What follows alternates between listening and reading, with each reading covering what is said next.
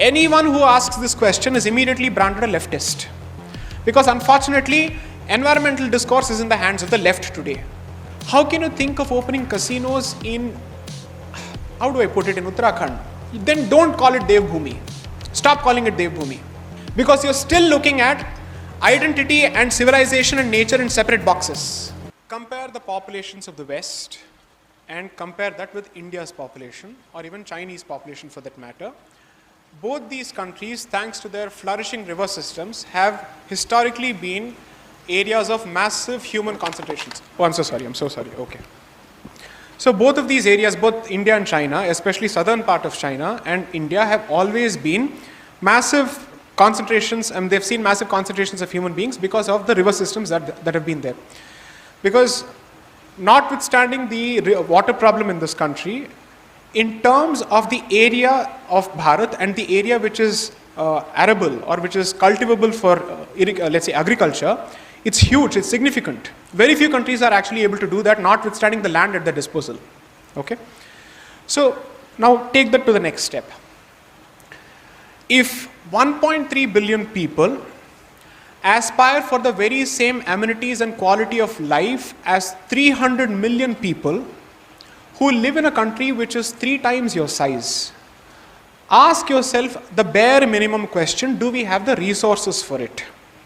And should you be able to produce the resources for it? ये तो आसमान से तो नहीं आएगा.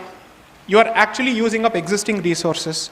So what does it do to nature is a legitimate question that you should ask yourself.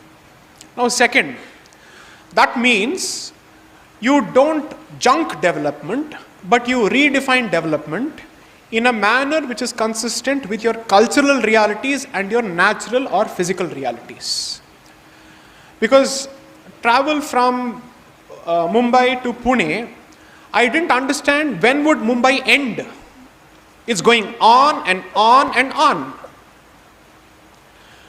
That's the same case with Noida. That's the same case, the so-called NCR. तो पहले 3 city था, अभी 5 हो गया, उसके बाद 7 हो जाएगा, and this will go on. Obviously, all of this is coming at the expense of agricultural land or green cover. So if this is the case, you will create a fantastic infrastructure which can accommodate air conditioning and central air conditioning with a terrible atmosphere outside. Is that what you want to do? Anyone who asks this question is immediately branded a leftist.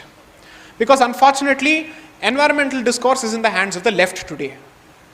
But you are the ones who effectively ceded that space without asking the basic question, how can you call yourself a Hindu or a Dharmik when you have decided to alienate Prakriti? Okay, 1 minute के लिए इस बात को यहाँ पे छोड़ देते हैं. I'll go to the next level. Can the rules of the plains be applied to mountains and valleys? Not possible. Can you expect 8-lane highways and superways in Uttarakhand and other places? Not possible. The only exception to that rule is because it happens to be a border state. You need fantastic infrastructure so that our tanks can go there. You don't make the same mistake that previous governments have done in Kashmir and Ladakh. So that you have the ability to bring your troops there. Especially with the belligerent China, you have to consider that. But beyond that, how can you think of opening casinos in, how do I put it, in Uttarakhand? Then don't call it Devbhoomi. Stop calling it Devbhoomi. There are cities for it, go do whatever you want. That's where in a certain portion of the book, I am referring to Radha Kumud Mukherjee's book, where he explains, why did we sanctify those places which have a fragile ecological balance? So that there is at least a sense of religiosity and respect that prevents people from destroying the ecological balance in that particular place. That's what you try and do. That's how you use pilgrimage as a concept to instill respect for nature. So when you do that, I am being told that people in Uttarakhand also need infrastructure. Sure, they need. But you can't ask for the infrastructure of Delhi in Uttarakhand. If that's the case, move to Delhi. You can't hope to replicate that model here. So therefore, what do? This is what happens when you simply limit dharma as religion, as opposed to understanding it is a broader philosophy which also impacts development and nature. Once you realize that, if you happen to be a dharmic state without separation of the state and church, And therefore it happens to be a dharmic state, therefore not being a theocratic state, but a state which is governed by the principles of dharma. One question that you will ask is, what does it do to the ecological balance if this project were to be initiated? Then your discussion surrounding environment will not start and end with simply an environmental impact assessment checklist. It will go much beyond that. Because what are you looking at? There are jatis and janjatis who have traditionally protected that particular place. It also happens to be their place.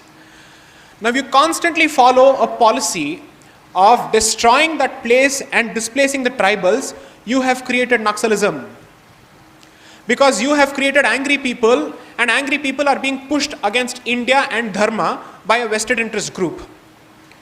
It is no surprise, and I've said this in the book, that the Naxal belt and the tribal belt and the conversion belt coincide in this country. That is the history of this place, and I've cited material by foreign scholars who are saying as much. So look at how your disrespect for nature and nature-dependent communities has created one of the most longest running homegrown insurgent movements in this country, and you don't have an answer to it still. Because you're still looking at identity and civilization and nature in separate boxes. Why is it that we decided to give them a different space? ये आदिवासी कहाँ से आए? हम इनको आदिवासी नहीं मानते हैं. Because when you say Adivasi, he is the first person apparently who was here, and the rest of us are colonizers. That's not the definition for us. That definition applies when the British man is here, because we are Adivasis and you are the colonizer. But when it's a discussion between Hindus, you don't use the word Adivasi. Because then you give the impression that all of us come from one race and this tribal community comes from a different race, and you've entrenched the Aryan invasion theory. The word to be used for them is Panchama. What is Panchama? People who are outside the four Varna system, the Chaturvarna system. Why? Again, I've said this in 3 places. Chaturvarna system is typically applicable to 2 places where civilization exists, meaning the village and the city, the Nagara and the Grama. But knowing fully well that you cannot apply the very same rules to people who actually live in the forests and the mountains and the hills, you choose not to extend the system to them. Second, the reason why you don't do that is because they have cracked the code of keeping nature intact and alive. So don't disturb them and their relationship with nature. That is our philosophy. Okay? Now here's how it plays out in the political level. I'll make this very uncomfortable. You wait and watch. So what they do is that because we have kept them at a distance to protect nature, they call you people who practice untouchability, because you don't want to extend education, apparently modern education and modern facilities to them, without realizing we want them to preserve their way of life and still give them the benefit of this. You know how that works in the traditional system? Sringeri Matha ensures, despite the fact that it has the resources to employ the best of modern kitchenry, sources its firewood from the tribals. Sringeri Matha is supposed to be a Brahminical institution. Where does it source its firewood from? From the tribals. Why? That is the source of livelihood for the tribals. Tribals will keep growing forests and replacing it so that the firewood is continuous. And you are not left without a source of livelihood. Therefore, you will not go towards the one who is giving you the book and taking the land. Okay? That is our way of protecting it. Now, these groups will apparently, the evangelical groups will go there and convert them. When we try and do that to organizations like the Vanvasi Kalyan Ashram, that organization is being branded as the saffron organization which is trying to convert tribals. Conversion कौन कर रहा है भाई? आप कर रहे हो. हम तो जवाब दे रहे हैं. Look at how your respect for the tribal way of life is now being used against you. So if you interfere, you're saffronizing. You don't go, you're keeping them away from development. तो क्या करना है? Catch 22. Rock and a hard place. He is saying his answer is no. Convert करना चाहिए, लेकिन हम करेंगे. That is his answer. And what happens? You keep doing that. Effectively, you destroy that community's relationship with this country, because it's not just the religion that you change, but the affiliation with the land also that you change, because religion and worship of that particular deity is connected in this country. That is the deification of this land. That is a mixture of nature, because look at the background, religion and patriotism all weaved into one, rolled into one. So when you take away one, you have effectively created the next anti-Indian, so much so that the former Prime Minister's ashes can't be immersed in rivers in the northeast. Apparently that is desecration. Look at the deep-seated links. How nature plays a role in politics, in religious politics as well as in real estate politics. So, understand the all-encompassing nature of dharma. You will be committing a huge mistake if you reduce it to mere religion. It is knowledge, it's a way of life. I've explained that particular statement over and over again in this particular book. Because when you tell Hindus, Hinduism is not a religion, they're like, oh, he wants to take away our constitutional rights. No, boss, that's not the argument. Unfortunately, it is being treated as religion because the constitution is understood in English. And the only equivalent that the constitution seems to be able to find for dharma in English is religion. But dharma is not religion. Religion and mazhab may be the same, but dharma is not equal to religion, is not equal to mazhab.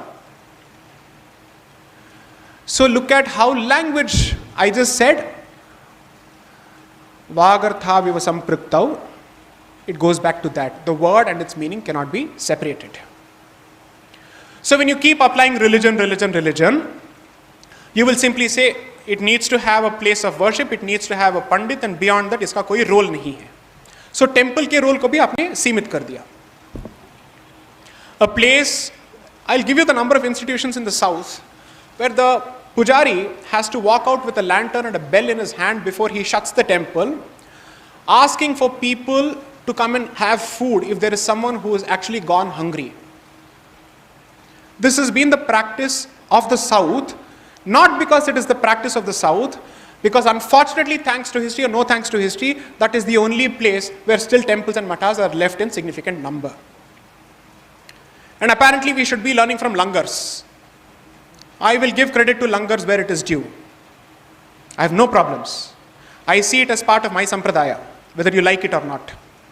But please don't tell us that Annadanam is something that you have to teach us. We know that history better than most people.